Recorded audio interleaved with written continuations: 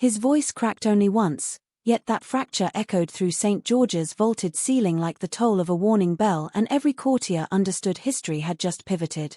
The significance is brutal. A future king appears ready to erase his own brother from the order of succession, rewriting destiny and daring Parliament to object.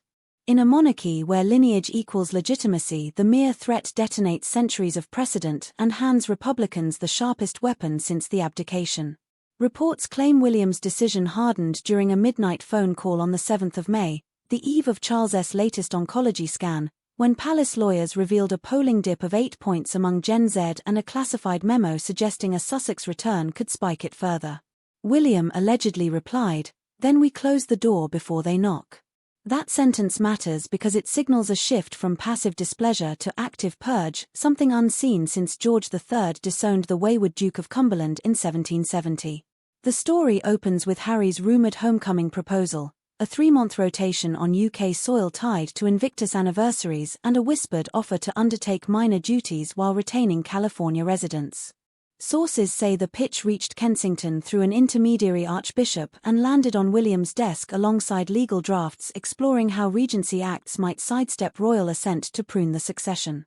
Those drafts rely on the sovereign's power to issue letters patent immediately after accession, a move that would strip Her Royal Highness and excise the Sussex line by simple omission. Data from constitutional scholars reveals precedents. Edward VIII's 1937 relinquishment removed his heirs automatically, while George VI's 1943 letters patent demoted half-royal offspring without Commons debate. A YouGov flash poll shows 61% of Britons supporting title removal if commercial exploitation continues. In Remain-leaning Scotland that figure falls to 49%, creating a regional split Charles fears. Palace bean counters add another metric. Security for Harry's family costs £5 million per year if they regain part-time status. Treasury mandarins call that politically radioactive. Rumour layers intrigue on arithmetic. One unverified WhatsApp dump claims William secured quiet backing from 4 senior councillors of state and Edward, Camilla, and Princess Alexandra, forming a contingency quorum ready to ratify the letters patent the hour he inherits. Another leak alleges MI5 unearthed emails between Meghan's podcast producer and a Hollywood studio planning Spare 2, accelerating William's timetable lest fresh revelations scorch a young reign. Kensington refuses comment, yet digital detectives note a sudden scrub of Sussex content from royal servers last month. Harry's defenders fire back. A friend tells Montecito Press the Duke never sought to be king but deserves birthright respect, hinting at legal options under the Bill of Rights 1689 which bars discrimination within the hereditary system. Republican MP Clive Weatherby seizes the angle, drafting a succession reform bill to convert the crown into elective dignitary after Charles, polling at 24% support but trending upward with every royal scandal hashtag. Why the drama now? Insiders point to Catherine's health battle and William's resulting emotional churn. January saw the prince cancel 4 engagements, sparking tabloids to question his work ethic. In private, he doubles staff meetings, building what aides call Project Steadyship, a governance blueprint emphasizing fewer but higher impact patronages, transparent metrics, and an unblemished family image. Harry represents unpredictability, excision becomes strategy.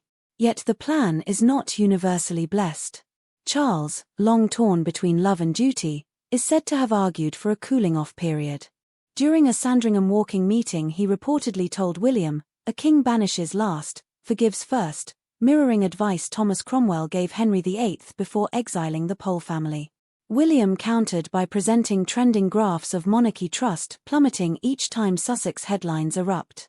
Camilla allegedly sided with her stepson, reminding the king how swiftly public sympathy swung after Harry's memoir labelled her dangerous. The debate ended unresolved but left Charles haunted. Insiders note an uncharacteristic tremor in his voice during the next audiences. Conspiracies bloom in that uncertainty. TikTok sleuths claim William's camp leaked title removal rumors to test public mood, pointing to coordinated talking points on 3 royal podcasts within the same hour. A Spanish paper links the story to Gibraltar negotiations, suggesting Downing Street dangled a stripped-back succession list to mollify Madrid over naval drills. Meanwhile, a Kremlin-backed channel speculates London wants Harry sidelined to free intelligence services from susceptible contacts in the United States. None of these theories hold proof, yet each garners millions of views, fueling a narrative that the Crown trades blood for power. Amid cerebral machinations, raw emotion bleeds through. Courtiers describe a Windsor hallway scene where William, fresh from conference call, locked eyes with a portrait of Diana and muttered, "I'll safeguard what she gave us." Moments later he met Catherine, who placed a hand on his arm and whispered, "Finish this gently." That quiet plea may temper the prince's resolve. Sources now hint at a compromise. Titles gone, succession rights retained until George turns 21, a window for possible reconciliation. Statistics guide the pivot. Ipsos shows 72% of Britons oppose punishing Harry's children for parental choices, but 58% see no problem removing titles from adults monetizing connections. Thus the working draft frames Archie and Lilibet as private citizens under sovereign protection, echoing the status of Lady Louise Windsor. Lawyers fine-tune phrasing to satisfy Californian court standards, mindful that any perception of discrimination sparks lawsuits with global reach. The palace press strategy follows a familiar arc: leak, gauge, adjust, announce. Stage 1 leak complete, Stage 2 polling underway, Stage 3 likely triggers during next Trooping the Colour when William in full regalia can project stability. Observers expect a Sidebarrique lunch where Charles will hand his heir a sealed envelope, either formal approval or final veto. That luncheon may decide if the Sussex line survives in the order of succession booklet printed for Westminster Abbey coronations. Harry's countermove remains opaque. Friends say he contemplates a televised sit-down with a neutral British anchor, no American celebrity, to appeal directly to UK public before any proclamation. Yet his team worries such a plea could confirm William's narrative of constant disruption. Montecito advisors lean towards silent dignity, banking on parliamentary hesitancy to codify fraternal vengeance. Financial stakes complicate silence.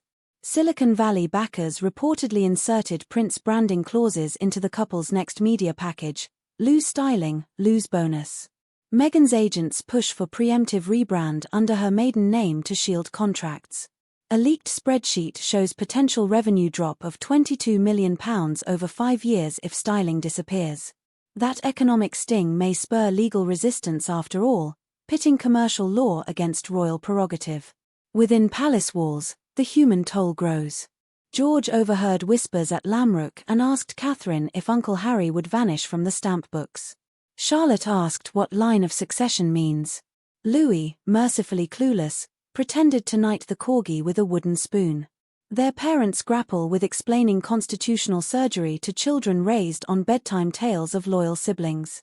Catherine's intuition says protect innocence. William's mission demands candor, another quiet battle inside gilded nursery walls.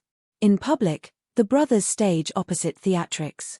William attends a youth mental health summit, emphasizing long-term consistency over quick fixes, a veiled swipe. Harry appears at a polo gala, joking he still wears the number 2 jersey. Audience laughs, but photographer captures a flare of melancholy when someone shouts Kingmaker across champagne flutes.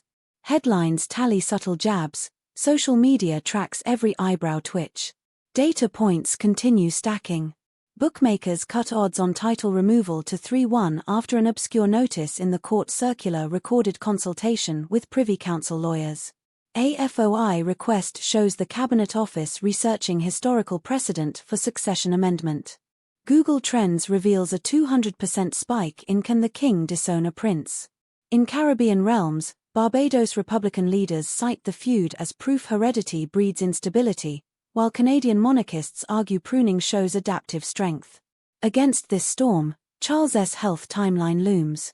Should his July scan signal slowed remission, Regency speculation reignites and William's agenda accelerates. If the king rebounds, he may stall drastic moves until post-election calm.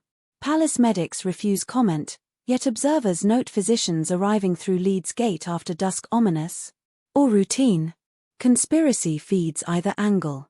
As tension peaks, one more rumor surfaces, that William intends to symbolically replace Harry with George during November's cenotaph wreath-laying, allowing the young prince to stand beside his father in full mourning coat, an image of continuity.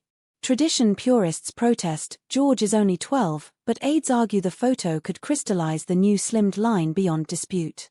Harry's allies call the idea spiteful, William's camp cites optics. No outcome satisfies all factions, yet a decision edges closer. Westminster prepares for recess, tabloids polish headline fonts, and inside a mahogany safe lies a sealed envelope bearing the cipher of the Prince of Wales. Its parchment either banishes a brother or stays the sword, its text could reshape monarchy narrative for a generation. When it opens, cameras will record William's eyes, not Charles's, because the future king owns this choice.